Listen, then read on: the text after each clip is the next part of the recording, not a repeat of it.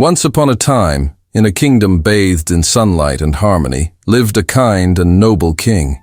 His people loved him, his court respected him, and even the animals of the land seemed to trust his gentle nature. His kingdom flourished under his wise and fair rule. Among all his companions, one held a special place in his heart, a brilliant parrot. This wasn't just any bird. He was the king's confidant, his shadow, and his closest friend. He'd perch on the king's shoulder during royal meetings, chirp softly on their walks through the gardens, and share in his laughter during meals. Their bond was a rare and beautiful thing, a quiet understanding between two souls. One sunny morning, the parrot spoke gently. "Your Majesty," he said, "may I have your leave to visit my parents? It has been a long time since I last saw them." The king's heart sank. The thought of spending even a single day without his cheerful friend filled him with a sudden loneliness. But he saw the longing in the parrot's eyes, and with a heavy heart, he nodded. "Of course," he said, his voice softer than usual. "But promise you will return to me soon." The parrot bowed his head in respect and took to the sky, a vibrant speck soaring over rivers, forests, and mountains. Finally, he reached his childhood home. His parents were old now, their feathers less bright, their bodies frail. But seeing their beloved son, their eyes lit up with a joy that time could not dim. Tears of happiness streamed down their faces as they embraced him. They spent hours together, sharing stories, reminiscing about the old days, their laughter echoing through the trees. When it was time for the parrot to leave, his parents grew emotional. "Take this, my son," they said, presenting him with a gleaming golden fruit. "Give it to your king. It is a magical fruit that will restore his youth and cure any illness." The parrot's heart soared. What a magnificent gift for his beloved king. He carefully took the fruit in his beak and began his long journey back. The sun beat down, the air was thick, and the parrot, weary from his flight, decided to rest under the shade of a large tree. The gentle breeze soon lulled him into a deep sleep.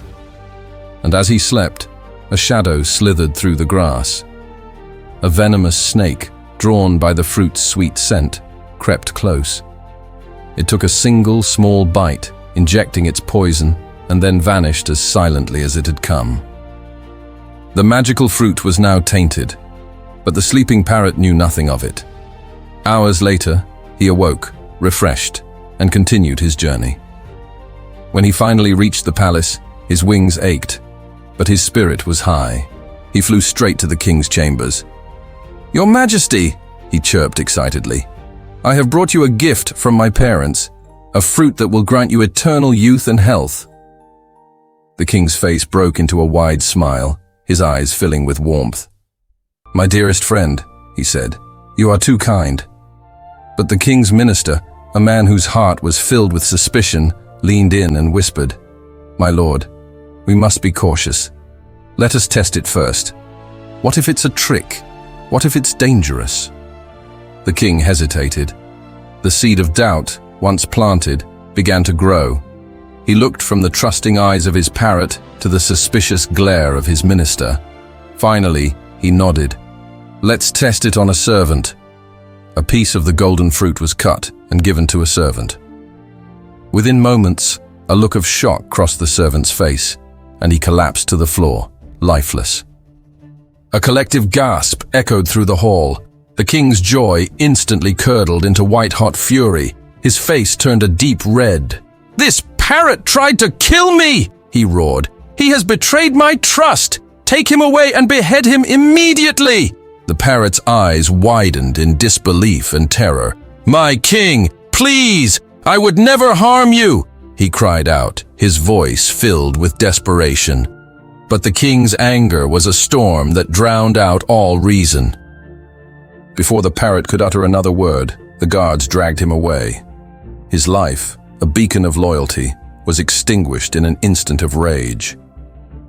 A heavy silence fell over the palace. The poisoned fruit, the cause of it all, was thrown out of the palace walls, discarded and forgotten. Days turned into weeks, and weeks into months. Where the fruit had landed, its seeds took root. A small tree began to grow, and soon it bore the same gleaming golden fruit.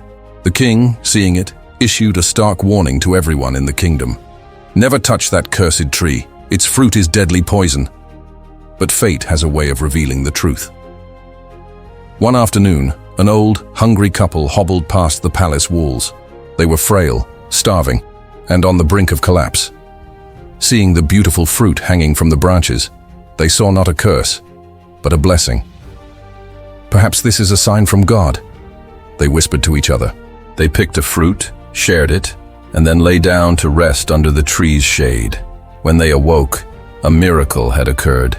Their wrinkles were gone. Their frail bodies were strong and full of life.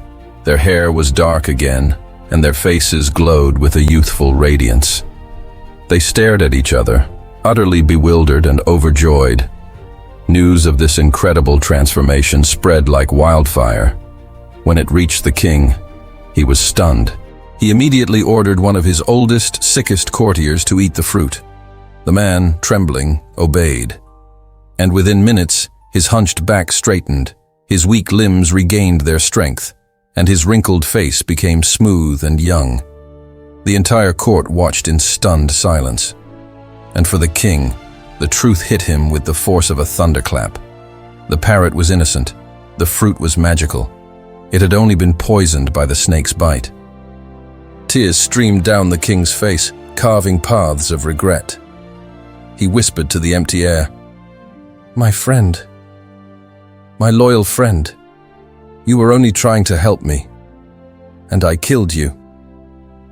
Days later, the king went to the tree alone.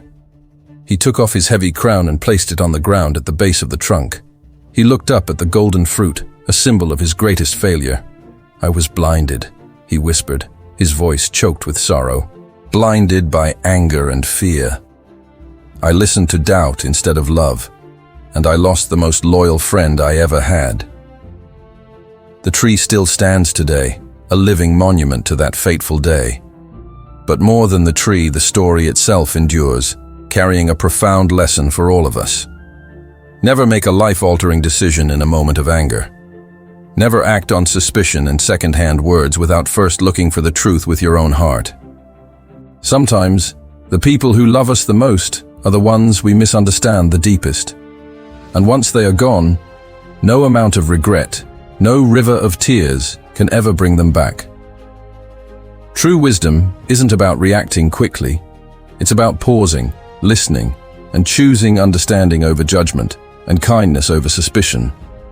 One wrong decision made in haste can destroy a lifetime of loyalty.